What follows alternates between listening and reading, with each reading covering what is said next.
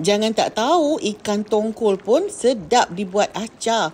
Acar ikan tongkol. Selalu kita buat ikan masin ke ikan tenggiri. Kali ni gunalah ikan tongkol. Kak Ain kadang-kadang beli ikan tongkol tak tahu nak masak apa. Kadang-kadang selalu je masak singgang kan. Kali ni kita buat fancy-fancy sikit lah. Kita buat ala-ala acar. Gunalah bahan-bahan ni. Timun, bawang putih. Ikan tu digoreng. Kemudian barulah ditumis. Ini bahan-bahan nak kisar dia lah. Halia, bawang merah, bawang putih.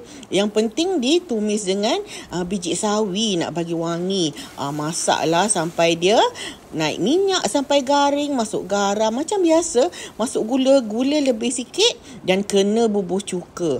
Masuklah bahan-bahan tadi tu, baru nampak macam acar kan.